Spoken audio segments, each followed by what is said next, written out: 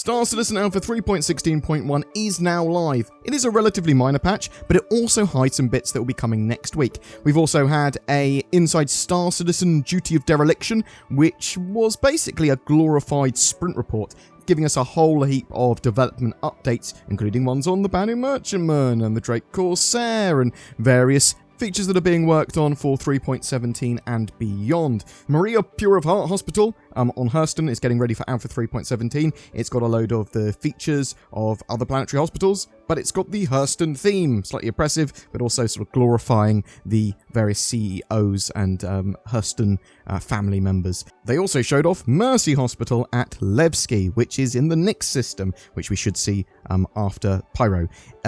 They're working on that. They showed the grey blocks with the lobby, nurse station, elevators, insurance sort of booths, pharmacy booths, as well as some miscellaneous areas as well. Mining gadgets have had their full loop completed, ready for 3.17. They are just polishing and bug fixing now. You'll be able to buy a mining gadget that you want based on your mining needs. In fact, you could buy lots of different types of mining gadget and then put them on your prospector or mining ship, and then find yourself an asteroid that might benefit from one of the mining gadgets you have, equip the gadget, and place it on the asteroid. You'll then need to adjust the waveform on the UI screen of the gadget to match as closely as possible, and then activate it. This will then apply the modifiers that the gadget does to the asteroid, and then you'll be able to mine it, hopefully more easily. Remember that there might be negative and positive modifiers based on the gadget you're using, and you can sometimes collect your mining gadget after the asteroid is mined as well. Do you remember cluster missiles back in the day? Well, I do, the good old Rattlers. Well, they're returning at some point, and they've been testing them out. But not just cluster missiles, cluster bombs too. They showed the sort of exploding all over the place, and the explosions affect the trajectory of the other bombs. It's fantastic. The Drake Vulture was shown in its final art phase. It's a focused single-player salvage vehicle. They showed the utilitarian interior with the cockpit, habitation area that also includes a bed, toilet, and various storages. They showed the traversal sections and sort of interior areas that you could remove components from and fix the ship, and the salvage processing area too. Really looking forward to that Drake Vulture. Hopefully it's still going to be in 3.18 coming Q2 2022, but we'll find out once we've had the roadmap update. They showed the grey box progress on the RSI Scorpius Heavy Fighter. It's moving along at a good pace, and they showed its wings fully extended and some of its exterior. The Hull A saw more work too. They've been working on its extending and retracting sort of nature of the ship and the cargo grid there. Obviously, that's going to be the most difficult thing to do for the Hull C as well. They showed off the engine assembly at the rear of the ship too. You want to see early work on the Banu Merchantman? Of course you do. Early white box work continues on the ship, exploring various elements of its interior. They want to have lots of movement with the engine room when it's done, so expect spinny things and clockwise and anti-clockwise movement and all that sort of jazz. They also showed a little room towards the front of the ship that they referred to as a break. It'll be more Banu-y in the future.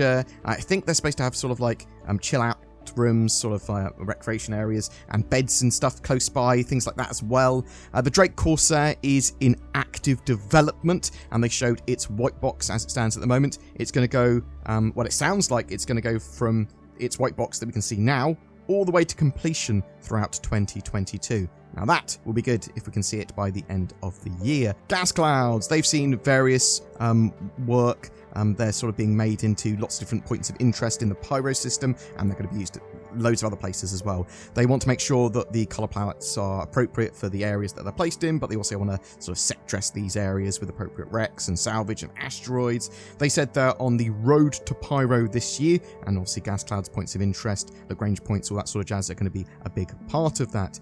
Outlaw space stations are seeing more work. These will also populate the Pyro system. There's a lot of jewelry rigging in the interior here of these stations, sort of like they've been obviously repurposed and then sort of taken over by people that might not know what they're doing so much or don't really care about neatness. They then showed a station exterior with some of the spacescaping and gas clouds that they've been working all together. It's relatively early and unpolished, but it's looking great. Let's talk about sort of the new crash sites and the wrecks here. So 3.16.1 has a load of new Caterpillar crash sites for players to explore. These are sort of There are dangers here, there are trip mines, but also rewards if you search around and do the various jumping puzzles and actually have a look and try and find things. So solve the jumping puzzles and you sort of go through this dangerous areas. You're going to get loot as a reward. You can find loot containers and all that sort of stuff. Some rare loot is potentially here as well. However, this is just a small step towards lots more derelicts in-game and something more systemic. They have concepted various ship crashes in various types of biome and them being crashed for various lengths of time. So from them being on fire still, basically just crashed, or them being reclaimed by nature after many years. Also, they want to potentially use crashed ships in makeshift structures and outposts. We saw a whole range of biomes here too, from forest to swamp, that we haven't really seen in game before. Now, these biomes are going to really flesh out the game world and universe and allow them sort of these different biomes to appear on different planets in different ways. I also saw some more info on Pipeline, which is formerly Star Citizen Leaks, where they talked about info from Jake at CIG, so I'll just put a couple of little bits of a summary here. Reclaimer derelicts are apparently in production and should be in game soonish. They are looking at outposts for Nyx, which we will see after Pyro, and we should know a lot more once we have the roadmap update in the next week. So let's talk about Star Citizen Alpha 3.16.1 Live and its patch notes and what's going on with that. So it is a pretty minor patch. They add derelict spaceships version 1, so basically additional points of interest and missions connected to them. So they've updated derelict spaceship missions to include more points of interest that will be scattered on planets. These derelict spaceships can now include newly added activities such as puzzles, trip mines, traversal problems, and hostile AI encounters, and may reward players handsomely when resolving the activity. These new derelicts will include the first implementation of laser trip mines into the game, which players will encounter. Eventually, players will actually be able to use laser trip mines themselves and purchase them, but not here. These trip mines are explosives that use beams of light that then detonate the explosive when someone or something comes in contact with the beam. So throw things at them from a long distance because their explosion range is pretty big, or at least it used to be. There's a variety of other little things that have changed as well. So shield delay changes. Shield face regen delay timers will now also trigger if the ship hull is hit and the shield face is already down. So bear that in mind now. Shield regen delay timers will now trigger for all faces when the power state of any shield generator is changed. Quantum travel polish. They've made additional stability fixes that should help quantum travel engage more consistently, and they've increased scaling ratio payout per crime stat of target for player bounties as well. They've also reduced the Mustang Delta rocket pod damage. There are a load of fixes, which I'll just summarize a few of the most major ones. You are no longer going to be stuck in a queue to respawn at an ICU indefinitely.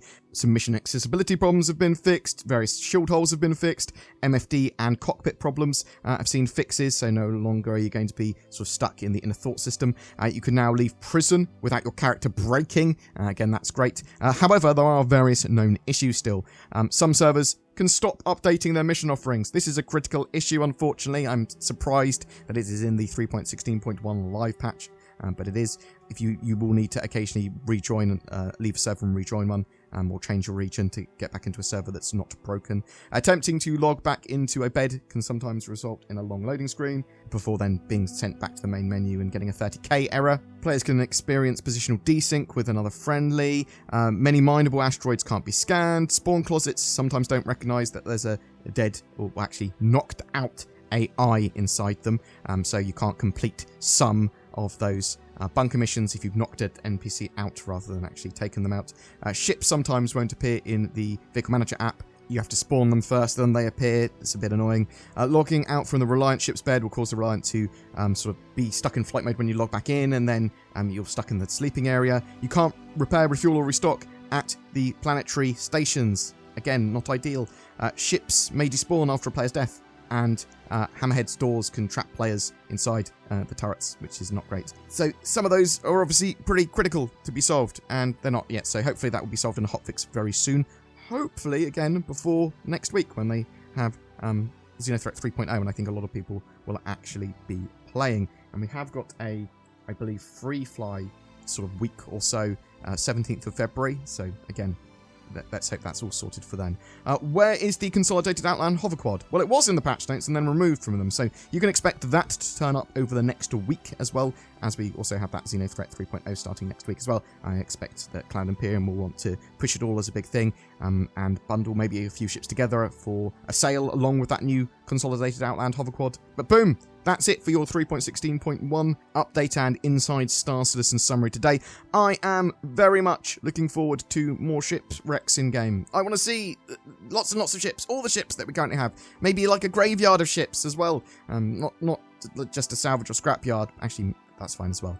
I want to see all the ships as points of interest. Are you excited for cluster weapons? What about seeing the Drake Corsair? Are you hoping that it's going to be completed this year? The Banning Merchantman, do you think there's a hope it could be completed this year, or do you think it's far too early along and too big of a ship, and it's sort of much more a 2023 sort of project? Whatever your thoughts, I'd love to hear from you in the comments below. What is best in life? To crush your enemies, to see them driven before you, and to hear the lamentations of their women? No, of course not, it's NordVPN. I never saw Conan the Barbarian checking his bank balance and then watching some cool shows on Netflix, all while protecting his privacy and being super secure. To be honest, I can't even remember Conan wearing a shirt. Silly Conan. And now, a big old snake god's got your internet history. Good job. Don't be a Conan the Barbarian. Check out NordVPN. Links below for powerful discounts too. Every month we have a ship giveaway. For January 2022, it's for a Drake Cutlass Steel, a light assault dropship variant of the Cutlass, perfect for attacking Jumptown and similar narcotic processing areas. All you need to do to be in for a chance of winning that Star Citizen ship is comment on any of my videos made during the month. More details down below. If you would like to further support the channel, consider clicking the join button under my videos or becoming a Patreon. Comments, suggestions, likes and shares all help the channel massively too, so always feel welcome to share your opinion or feedback. Thanks for watching, and I hope to see you in the verse.